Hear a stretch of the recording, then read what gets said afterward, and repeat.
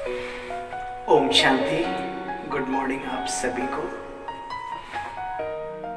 बाबा का अर्थात पिताओं के पिता परम पिता परमात्मा शिव बाबा का बहुत बहुत दिल से धन्यवाद अदा करते हुए, जिसने आकर के हम सभी को एक जीवन जीने की कला सिखाई। प्रैक्टिकल जीवन, एक ऐसा जीवन दिया जिसका मिसाल संसार में और कहीं भी नहीं है सिवाय हम सब ईश्वरीय संतानों के। आइए, कई दिनों से बाबा एक बात पर बहुत ध्यान दे रहे हैं और दिलवा रहे हैं कि बच्चे, जो सम्मान करना जानता है वो सम्मान पाने का भी हकदार है। ये जो सिस्टम है इस प्रकृति का, इस जहान का, इस पूरे ब्रह्मांड का, वो बाबा बार बार हमें याद दिलाते, बच्चे ऐसा करो तो ऐसा होगा। तो मुरली के अंदर मुख्य मुख्य पॉइंट्स हम सुनेंगे। आज 2 दिसंबर की मुरली है। मीठे बच्चे, आत्म अभिमानी बनने की प्रैक्टिस करो। अब देखो उससे फायदा क्या होगा।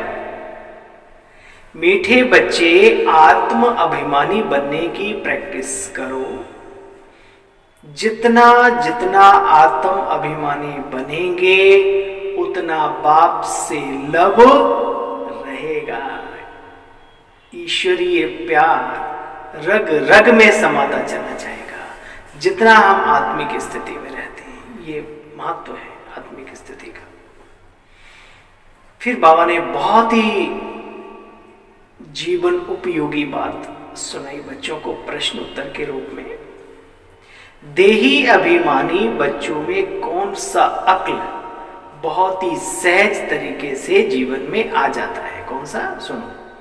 अपने से बड़ों का रिगार्ड कैसे रखें, यह अक्ल देही अभिमानी यानी आत्म अभिमानी बच्चों में आ जाता है। अगर देही अभिमानी रहें, अब दूसरा फायदा सुनो, तो अंदर में बहुत बहुत खुशी, आनंद और धारणा भी अच्छी रहे। ये चीजें भी रहे और बाबा की बातों में धारणा भी अच्छी रहे। जो सच्ची दिल वाले हैं वे समझते हैं कि हम कितना समय आत्म यानी देह अभिमानी स्थिति में रहे बाप को याद करते हैं। वो अपने आप को कुदेरते रहते हैं, अपनी चेकिंग करते हैं, सेल्फ चेकर होते हैं। वो गीत अभी निकल के गया था, आज फिर बाबा ने वही गीत बजाया। न वो हमसे जुदा होंगे। हे योगियों, हे प्रभु प्रेमियों,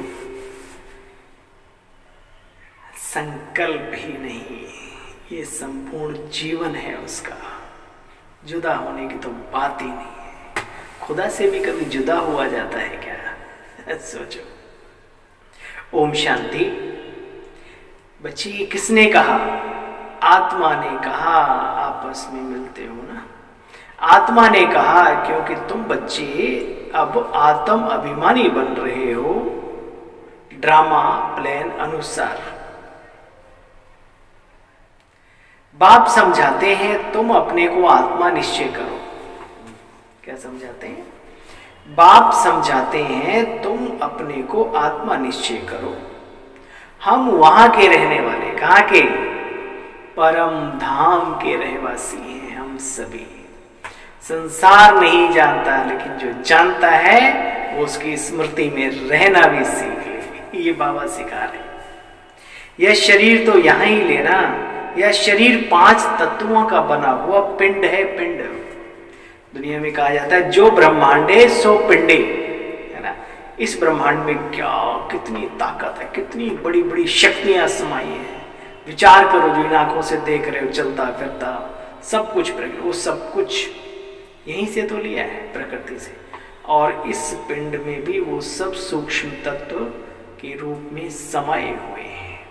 साधना और तपस्या के माध्यम से हम जिस तत्व को चाहें उसको एक्टिव कर सकते हैं। ये सफलता है राजयोगी जीवन की। आइए, बाबा ने कहा शरीर छोटा होता है तो उसमें फिर आत्मा प्रवेश करती है माँ के गर्भ में, चैतन्यता आ जाती है। आत्मा कोई बड़ी छोटी नहीं होती, बराबर होती है। इस नॉलेज से देखो तुम बच्चे कितने अच्छे बन जाते हो। यह लक्ष्मी नारायण कितने ऊंच हैं, इनको कौन बनाता है? मंदिर तो बहुत भव्य दिव्य बने हुए हैं, लेकिन इनको इतना श्रेष्ठ उच्चतम उत्तम बनाने वाला कौन? बाप बनाते हैं, यानी वो परमपिता परमात्मा। इस नॉलेज से देखो क्या से क्या बन जाते हैं। दुनिया में भी नॉलेज लेते हैं लोग, पता नहीं उसके आधार पे क्या क्या करते हैं। बाबा ने आज नाम लिया मिस इंडिया, मिस वर्ल्ड, शरीर की सुंदरता। बाबा ने कहा सतयुग में तो नेचुरल ब्यूटी होती है। बच्चे बात मत पूछो,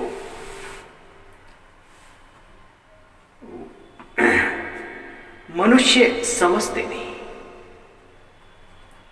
सतो प्रधान प्रकृति से शरीर मिला हुआ ना, देवताओं के चेहरे खींचते हैं। अभी मंदिरों में जाते हो कितने सुंदर सुंदर चेहरे बनाते थे देवी देवताओं के। अभी तुम इन बातों को समझते हो। लक्ष्मी नारायण को ऐसा बनाने वाला कौन? देही अभिमानी बनने से।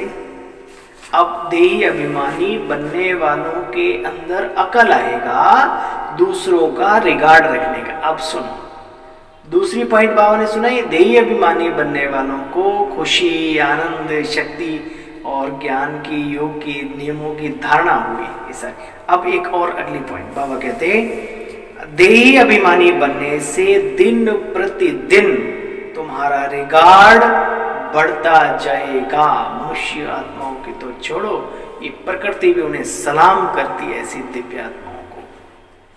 पूरा जब देही अभिमानी बने तब तो दूसरों का भी रिगार्ड करें। खुद के अंदर ही अभी अकड़ रही तो दूसरों के सामने कैसे नम्र हो सकते हैं? बाबा ने कहा एकांत में बैठकर विचार करो, हम आत्मा हैं। क्या है? अजर अमर अविनाशी सच चित आनंद स्वरूप आत्मा है। आत्मा है। ब्रह्मा बाबा जो हमारे आदर्श हैं, उनका पुरुषार्थ दीवारों पर भी लिखते थे, फलाना आत्मा, फलाना, मैं भी आत्मा, ये भी आत्मा, ये भी आत्मा। बाबा कहते अब मुझे याद करो विक्रम विनाशो। अब हमको भाइयों में बुद्धि का योग नहीं लगाना, भाई से भाई को वर्षा मिल ना सके। एक बाप को याद करना है, ना कि किसी भाई को। वर्षा भी बाप से ही मिलता है, भाइयों से तो क्या मिलता है जानते हो आप सब, सिवाय दुखदाई जंजाल के और कुछ नहीं है।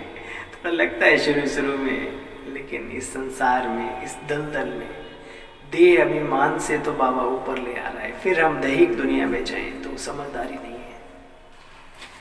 बाप कहते बच्चे तुम आधा कल्प देह अभिमान में रहे तो हो, पेट नहीं भरा तो क्यों बाबा को बुला लिया इतनी जल्दी? जब पेट भर जाता तो बुला लेते।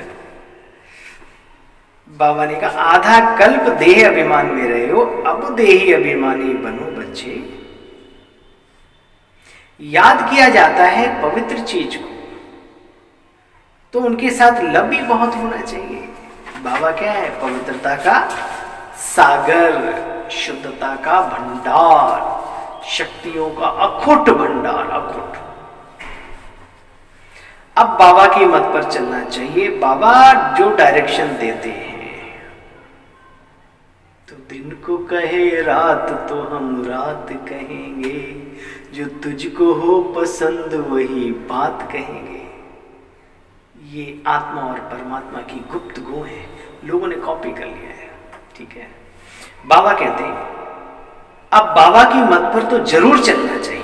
बाप जो डायरेक्शन देते हैं, अगर उल्टा भी हो गया तो भी बाबा से उल्टा कर देगा, चिंता नहीं करो। राय देंगे तो जिम्मेदार भी बाप है। घड़ी घड़ी शिव बाबा याद पड़ता रहेगा। इसलिए यह बाबा भी सदैव, यह माना ब्रह्मा बाबा, यह बाबा भी सदैव कहते हैं तुमको शिव बाबा सुनाते हैं, हम भी सुनते हैं तो ये डायरेक्शन देने वाला कौन? शिव बाबा। हम भी उनके डायरेक्शन पर चलते हैं, तुम भी उनको याद करते हो, यह भी उनको याद करते हैं। तो बच्चे, देह अभिमान छोड़ दो। तुम कोई जौहरी के पास आए हो, बाबा कह रहे हैं। ब्रह्मा बाबा जौहरी थे ना, तो बाबा कह रहे तुम कोई जौहरी के पास थोड़ी आए हो, तुम तो आए हो निराकार परम धाम निवासी परम पिता परमात्मा, मीठे मीठे प्यारे प्यारे शिव बाबा के पास। ज्ञान सागर तो वही है ना कि ये बहुत गहरी पॉइंट है। तुम आए हो शिव बाबा से ज्ञान अमृत पीने। अच्छा, मीठे मीठे स्कीले बच्चों प्रति माता पिता बाप दादा का याद प्यार और गुड मॉर्निंग। रूहानी बाप के रूहानी बच्चों को नमस्ते। बाबा, दिल कहे बाबा तेरा अनगिनत बार शुक्रिया। बाबा ने वरदान के रूप में बच्चों को बताया, बाकी मेन पॉइंट तो हमने सुनी। बालक और मालिकपन के बैलेंस द्वारा ये कला और सीखो, जीवन का आनंद ही कुछ और है। बालक और मालिकपन के बैलेंस द्वारा युक्ति युक्त चलने वाले सफलता मूर्त भव। बाप दादा कहते हैं, देखो बच्चे, जितना हो सके उतना तो करो। जितना हो सके सर्विस के संबंध में, बालकपन और अपने पुरुषार्थ की स्थिति में मालिकपन, संपर्क और सर्विस में बालकपन। बालक सबको अच्छा लगता है ना। संबंध और सर्विस में बालकपन, संपर्क और सर्विस में बालकपन, याद की यात्रा और मनन चिंतन मंथन करने में मालिकपन, साथियों और संगठन में बालकपन। हंसते खेलते रहो सबके साथ, अच्छा लगता है। जीवन पता ही नहीं पड़ेगा कितनी जल्दी सफल हो गया। और व्यक्तिगत में मालिकपन, इस बैलेंस से चलना ही बच्चे, इसको कहते हैं युक्ति युक्त चलना। इससे सहज ही कार्य में सफलता प्राप्त होती है, स्थिति एक रस रहती है और सहज ही सर्व के स्नेही भी बन जाते हो। अच्छा भाई, बालकपन और मालिकपन दोनों स्थितियों में स्थित रहने के फायदे सुने। अच्छा, स्लोगन, सोचना और करना समान हो तब कहेंगे विल पावर वाली शक्तिशाली। सोचना और करना समान हो तब कहेंगे विल पावर वाली शक्तिशाली आत्मा। अच्छा भाई, ओम शांति, ओम शांति, गुड मॉर्निंग। आप सभी का हर पल हर घड़ी सुनहरी शक्तिशाली आनंदमयी सफल होती रहे। इन्हीं दिल की दुआओं के साथ पुनः एक बार आप सभी को ओम शांति, गुड मॉर्निंग मीठे बाबा, बाबा के रत्नों।